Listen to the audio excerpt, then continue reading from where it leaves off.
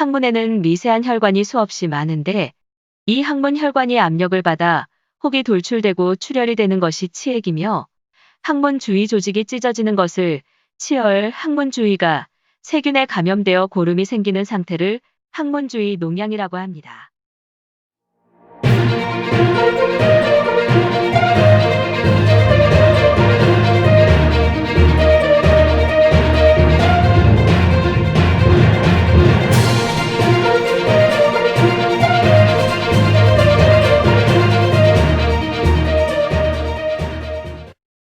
지난주에 말씀드렸듯이 이번 주에는 치질에 좋은 약선에 대해 말씀을 드리고자 합니다. 한 주 동안 안녕하셨죠? 지난주에는 폐렴에 대해 알아보았는데 코로나19에 잘 대처하셔야 합니다. 아무튼 이번 주에는 치질에 대해 알아보도록 하겠습니다. 항문에는 미세한 혈관이 수없이 많은데 이 항문 혈관이 압력을 받아 혹이 돌출되고 출혈이 되는 것이 치액이며 항문 주위 조직이 찢어지는 것을 치열, 항문 주위가 세균에 감염되어 고름이 생기는 상태를 항문 주위 농양이라고 합니다. 항문 주위 농양이 피부를 뚫고 밖으로 나가거나 고름관이 남은 상태를 치루라고 합니다. 흔히 항문 질환을 통칭해 치질이라고 하지만 엄격히 말해 치질은 치액을 가리킵니다. 항문에 치액이 생기면 앉아있기 불편할 뿐만 아니라 오래 걸으면 불쾌해지고 변을 볼 때마다 치액이 밀려나거나 출혈이 되어 여간 고통스러운 게 아닙니다. 치료는 수술 또는 약물요법, 레이저요법 등이 행해지는데 무엇보다 중요한 것은 올바른 습관을 갖는 것입니다. 항상 규칙적으로 화장실에 가고 음식물 섭취에도 주의를 기울여야 합니다. 잠시만요.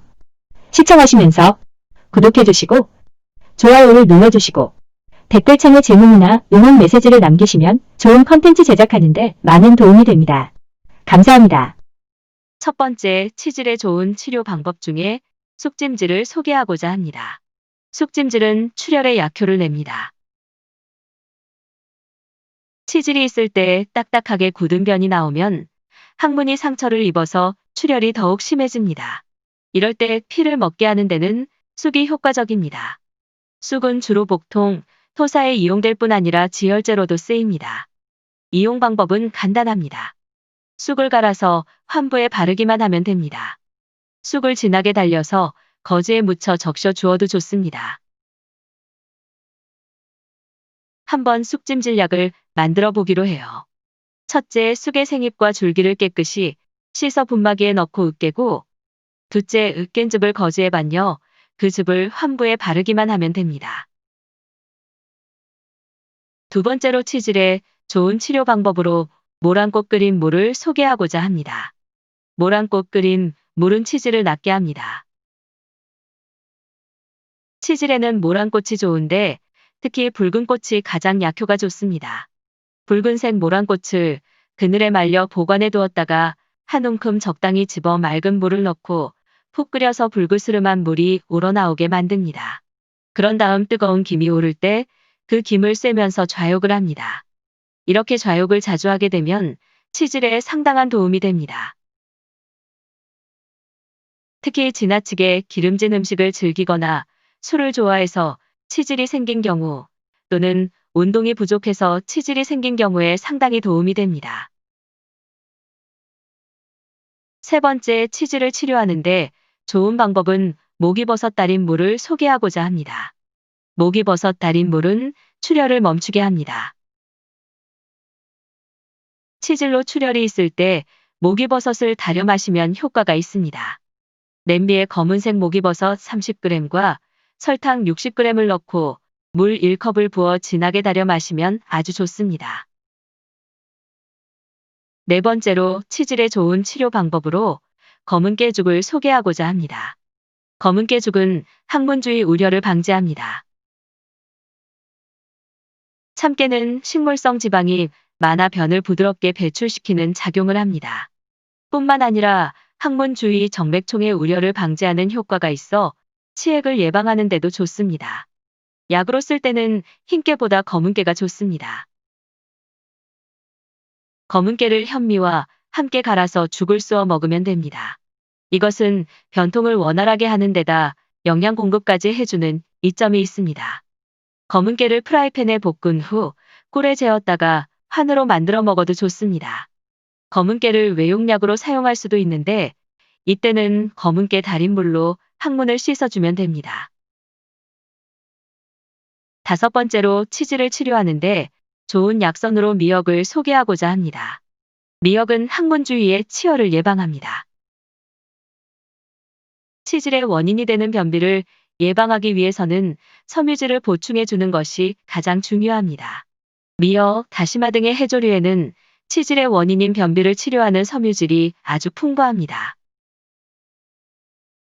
특히 미역은 혈액을 알칼리성으로 만들어주고 피를 깨끗이 하는 작용이 있어 혈관의 유연성을 길러줍니다.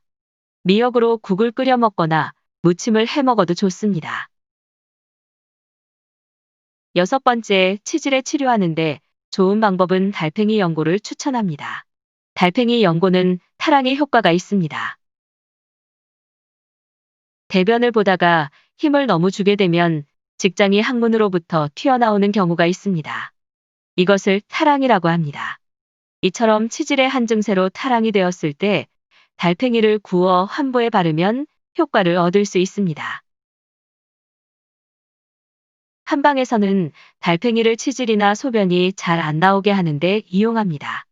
보통 달팽이를 불에 굽거나 졸여서 환부에 바르는데 껍질째 옹기에 넣은 다음 등겨에 파묻고 탄불에 어느 정도 익힌 다음 적당량의 흑설탕과 섞어서 매일 배변 후에 환부에 바르는 방법도 있습니다.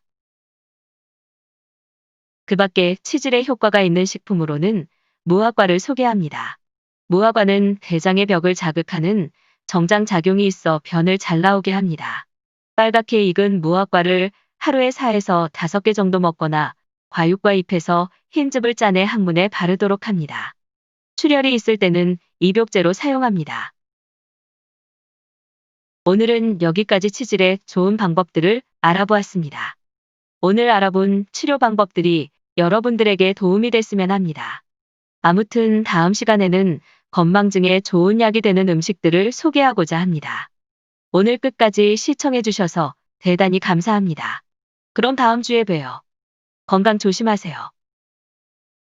지금까지 시청해 주셔서 감사합니다.